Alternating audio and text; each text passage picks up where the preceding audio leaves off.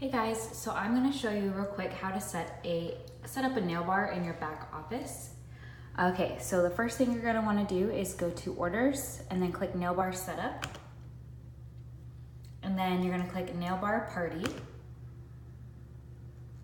And then from there, you're going to fill out all this information, which I'll go over very quickly. So first, select the nail bar date when it's going to happen. Closing date, select the date you're going to close the party. Don't stress too much about this date. I've had multiple parties. In fact, all of my parties I never close them on that date. I actually put as a closing date. So don't stress too much about that.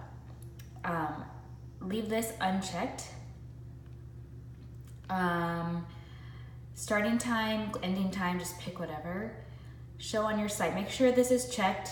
That way people go to your website and click your events, they can see all the parties that are going on and which to shop from. Description, just put the name of that party. So let's say Kennedy's your host's name. Then you're gonna do Kennedy's Nail Bar, or Kennedy's Manny Party, or whatever you want it to be. And then details, you can give a little description of the party. Address, okay, so I do a lot of online parties. So for this address, there's no address for the actual party. So I always just put in my home address. And then I always select allow shopping.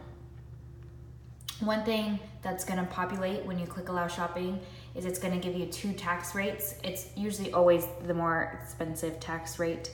I honestly don't know why it populates like that, but just notice like the larger tax rate. For this information, I usually unchecked host address. So this is gonna show up on like the host address and host phone number will show up on your website under your events if you leave those checked. So if you don't want those to show, uncheck them. So send login information host. So if you want the host to be able to log in, then you can select that. And then down here, you can put in their email, create them a password, and that will be how they log in to their host login. So if you select this, then they get an email saying, here's how you log in. If you don't select it, then you can just tell them how to log in. Okay, so you've created them a password, you've put it down their email, you've put their first and last name and their phone number, you click update and continue. And then at this point, you're gonna go to nail bar details after you've saved that information. And right now it won't take us to anything different because we haven't actually input any information. But once you've clicked on that, there's gonna be a link right here. One's gonna say nail bar homepage or something like that, and the other one's gonna say nail bar setup, or sorry, nail bar shopping. And you wanna copy and paste the one that takes them directly to the shopping from that party.